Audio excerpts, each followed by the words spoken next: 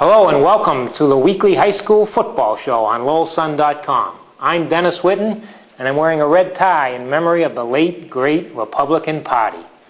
Now, going into this past weekend, the Greater Lowell area boasted 3 undefeated football teams. But after Bedford High lost to Tingsboro and Littleton fell in their Central Mass showdown to Lunenburg, we're down to just 1. That would be Pelham High School in the New Hampshire border community where Coach Tom Babaian has built a mini dynasty, having won the Division V New Hampshire state title last year and making the semifinals the previous 2 seasons. Now, championships are at hand this year for Dracut, Lowell Catholic, Acton Boxborough, and maybe Bishop Girton. But that's for another day.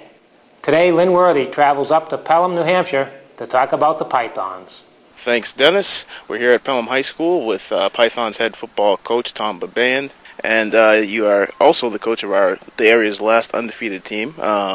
7-0, correct, going into this week. Won 18 straight.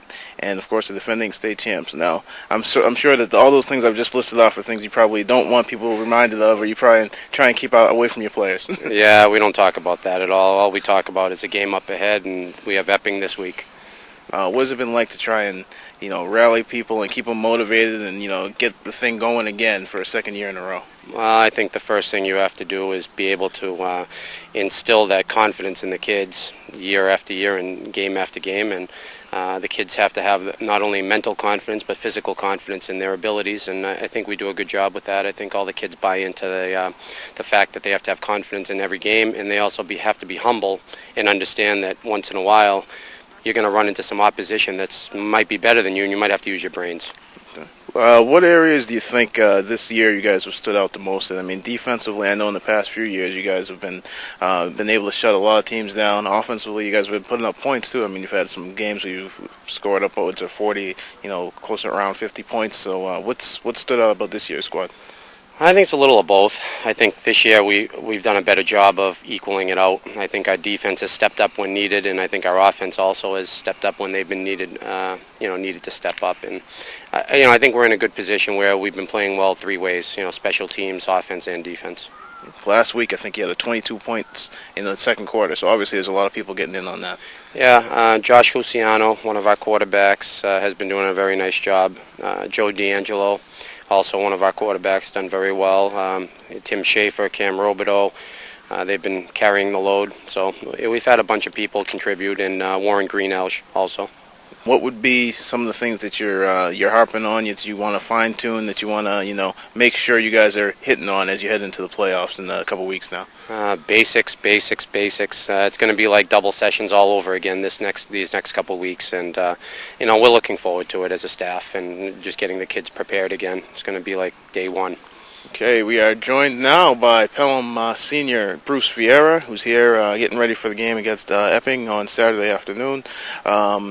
Right now, you guys come in 7-0. It's been a long time since you guys have lost a game around here. Yeah. What's been enabling you guys to pile up all these wins? I think it's the high work ethic that comes into practice, and then it carries over into games. There's a lot of pressure on us, but high school athletes, and this is what you live for.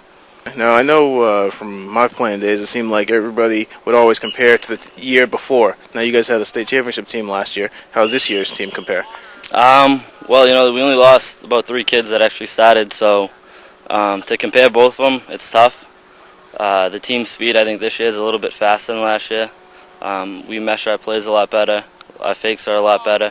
And deception on this team, it's hard to, key who has the ball. Okay. Now you guys have one more game during the regular season before playoffs start. What would be some areas where you think you guys, could make some big improvements or could make some strides to make sure that, when you get into the playoffs, you're clicking on all cylinders? Just knowing all that stuff. Offensive line, that's where it starts.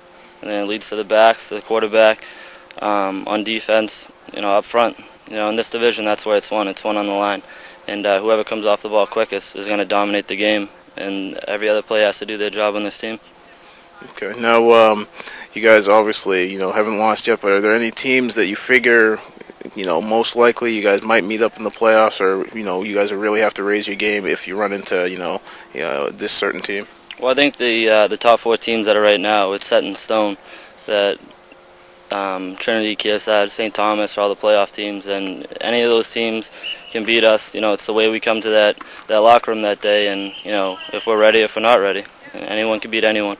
They'll be playing against Epping on Saturday. You guys are traveling to their place, right? Yes, sir. And last game in the regular season before the playoffs.